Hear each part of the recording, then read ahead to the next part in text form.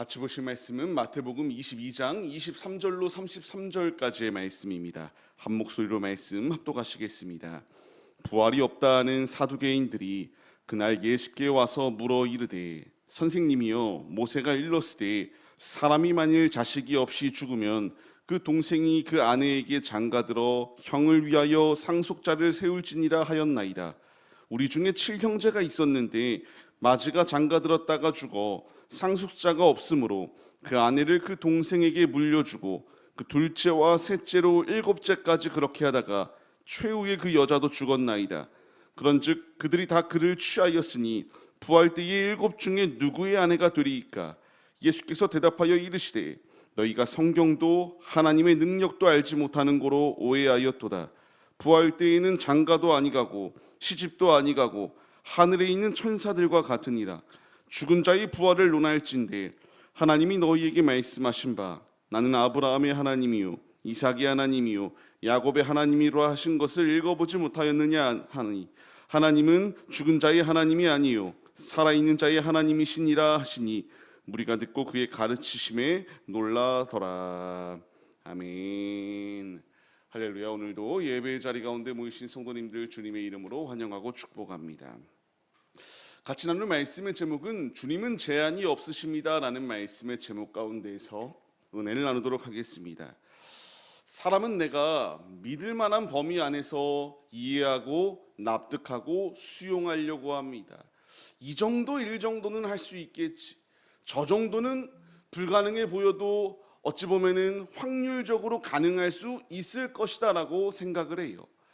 우리의 살아가는 모든 삶 가운데에서 이렇게 확률적인 것을 계산하고 이 정도는 가능하기 때문에 현실적으로 받아들일 만하다라고 이렇게 살아갑니다. 근데 이게 신앙생활 가운데서도 이런 모습들이 분명히 존재해요. 예수님의 제자였던 도마도 내가 직접 보고 만져보지 않고서는 믿지 않겠다라고 말하였던 것처럼 우리 앞에 다양한 주님의 말씀들이 있거든요.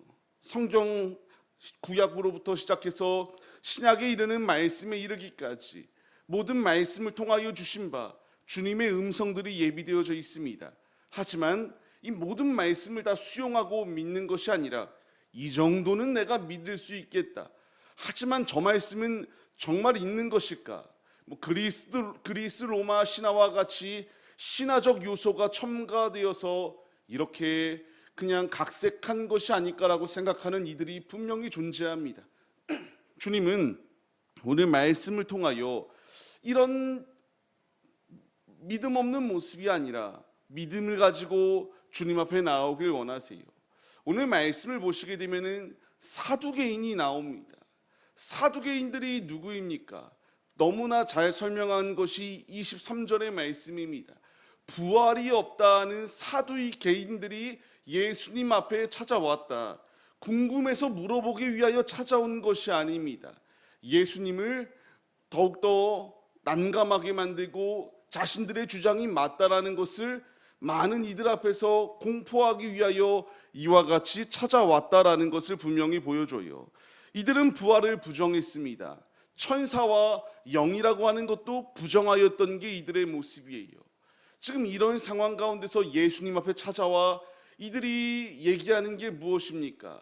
좋습니다. 당신의 논리대로 부활이 있다라고 칩시다. 그렇다면은 지금 모세의 계대 이 결혼에 대하여 갖고 와서 지금 이 형수를 취하는 상황 가운데 놓여 있을 때에 부활의 때 당신이 말하는 그 부활 7명의 이 동생 이 남편으로부터 시작하여 동생에 이르기까지 취한 이 여자는 누구의 여자가 되는 것입니까? 라고 물으며 봐봐라, 당신이 지금 말하는 이 주장이 얼마나 허무맹랑한 것이냐라는 것을 이렇게 많은 이들 앞에서 들추어내려고 하였던 것이 이들의 모습이었습니다. 자신들의 논리가 맞다라고 여겼어요. 자신들만이 정확한 이 답을 가지고 있다라고 생각하였던 게 이들의 모습입니다. 예수님의 답은 무엇입니까? 너희가 오해하였다라고 말씀하시기 시작하면서요, 부활의 때에는 이와 같이 장가와 시집을 가는 것이 아니라 하늘에 있는 천사와 같다라는 것을 분명하게 말씀하시는 상황이 오늘의 말씀이에요. 이들은 철저하게 부인했습니다. 믿으려고 행동하지 않았어요. 아버지께서 오심의 이유가 무엇인지, 오셔서 이들을 어떻게 구원하시기 위하여 일하시는지에 대한 모든 것을 불신하였던 것이 이들의 모습입니다. 부활이 없다라고 주장합니다. 부활이요 생명이신 예수님께서 분명히 그들 앞에 오셨지만 이들은 받아들일 생각이 없다라는 것을 분명하게 보여주고 있어요.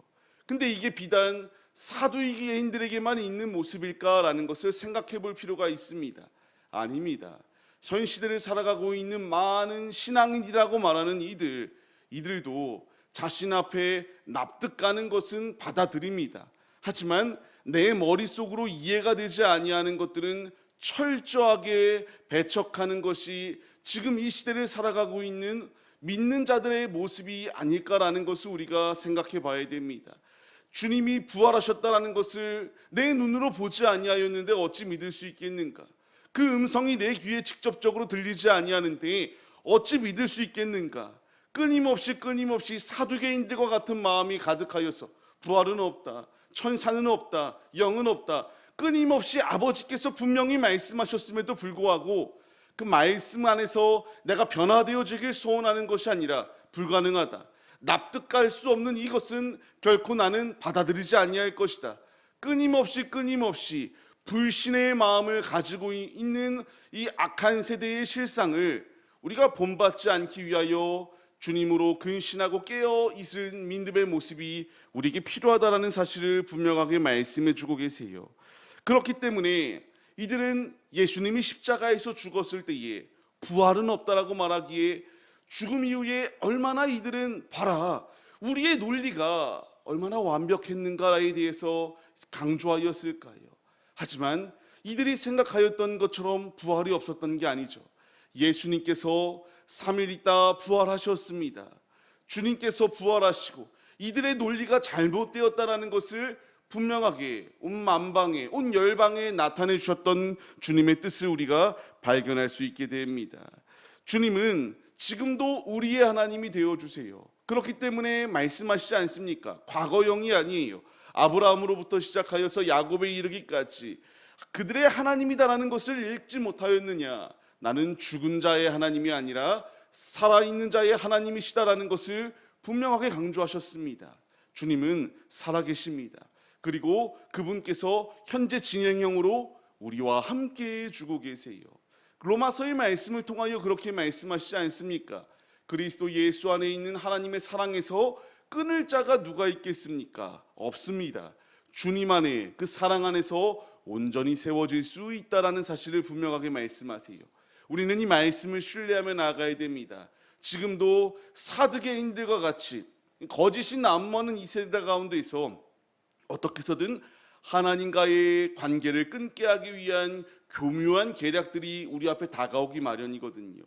우리는 이 공격 앞에서 갈 바를 알지 못하고 갈피를 잡지 못하여 흔들리는 것이 아니라 믿음의 주여 우리를 온전케 하실 예수님을 의지하며 나아갈 수 있는 믿음의 모습이 우리에게 필요합니다.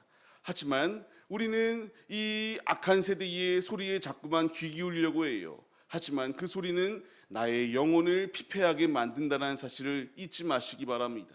우리가 붙들어야 될 것이 무엇이겠습니까? 우리가 들어야 될 것이 무엇이겠습니까? 예수님 외에 다른 길은 없다라는 것을 분명하게 우리에게 말씀해 주세요.